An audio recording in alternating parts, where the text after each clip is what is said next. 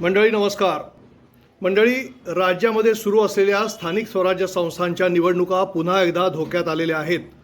सर्वोच्च न्यायालयानं तसा इशारा दिलेला आहे. सर्वोच्च न्यायालयाने काय म्हटलेलं आहे आणि हा इशारा का दिलेला आहे हे आपण समजून घेण्याची गरज आहे. सर्वोच्च न्यायालयामध्ये ओबीसी आरक्षणाच्या संदर्भामध्ये एक याचिका दाखल होती आणि या याचिका दाखल असताना बांठिया आयोग ओबीसी आरक्षणाच्या संदर्भामध्ये जी अंमलबजावणी करायची आहे ती त्याची टक्केवारी नेमकी किती असावी या संदर्भामध्ये एक बांठिया आयोग नेमलेला होता आणि या बांठिया आयोगाची अंमलबजावणी त्याची ज्या शिफारसी होत्या याची अंमलबजावणी करण्याच्या पूर्वीची जी स्थिती होती ही कायम ठेवून राज्यातल्या स्थानिक स्वराज्य संस्थांच्या निवडणुका घ्याव्यात असं सर्वोच्च न्यायालयानं स्पष्ट केलेलं होतं. मात्र हे तसं न करता बांठिया आयोगानं ज्या शिफारसी केल्या होत्या त्या लागू करण्यात येऊन त्यानुसार ह्या निवडणुका घेण्यात येत आहेत असं सर्वोच्च न्यायालयाच्या निदर्शनाला याचिकाकर्त्यांनी आणून दिलं आणि त्यामुळे काल हा सगळा प्रकार घडलेला आहे. नेमका प्रकार काय घडलेला आहे किंवा नेमकं काय झालेलं आहे तर राज्यातल्या आत्ता सध्या नगरपंचायती आणि नगरपरिषदा यांच्या निवडणुका सुरू आहेत किंवा यांच्या निवडणूक प्रक्रिया सुरू आहे.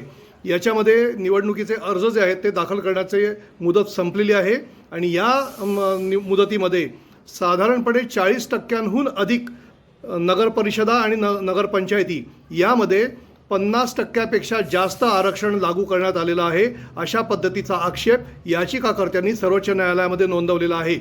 आणि हे ज्या वेळेला सर्वोच्च न्यायालयाच्या निदर्शनास आणलं गेलं त्यावेळेला सर्वोच्च न्यायालयाने राज्याचे जे अधिकार वकील असतात म्हणजे ज्याला आपण ॲडिशनल सॉलिसिटर जनरल म्हणतो किंवा सॉलिसिटर जनरल म्हणतो तुषार मेहता यांच्यासमोर ज्यावेळेला विचारणा करण्यात आली सर्वोच्च न्यायालयाकडून तेव्हा त्यांनी देखील हे कबूल केलं आहे. निवडणुका तातडीनं घेण्याच्या सर्वोच्च न्यायालयाच्या आदेशामुळे काही ठिकाणी असे प्रकार झालेले आहेत असं तुषार मेहता यांनी कबूल केलं. म्हणजे सरकारने हे कबूल केलेलं आहे आणि त्यामुळे सर्वोच्च न्यायालयाने इशारा दिलेला आहे की ज्या ठिकाणी अशा पद्धतीचे प्रकार घडलेले आहेत म्हणजे 50%पेक्षा जास्त आरक्षण लागू करण्याची जी काय प्रक्रिया झालेली आहे काही ठिकाणी तर 70% काही ठिकाणी 90% हे लागू करण्याची प्रक्रिया झालेली आहे असं निदर्शनाला आणून देण्यात आलेलं आहे. याला गंभीर आक्षेप घेतला आहे सर्वोच्च न्यायालयाने. सर्वोच्च न्यायालयाने असंच म्हटलेलं आहे की आम्ही निवडणुकाच रद्द करू, आम्हाला ही इच्छा नाही असं करण्याची, मात्र असं जर निदर्शनाला आलं तर आम्ही निवडणुका रद्द करू, अन्यथा ज्या अधिकाऱ्यांनी हे सगळं हलगर्जीपणा केलेला आहे त्यांच्यावरती कारवाई करू.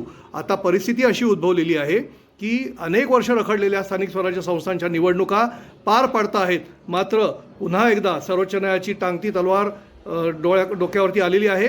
आता सर्वोच्च न्यायालयासमोर नेमकं काय येतं आणि सर्वोच्च न्यायालय या संदर्भामध्ये नेमकी काय भूमिका घेतं हे पाहावं लागेल.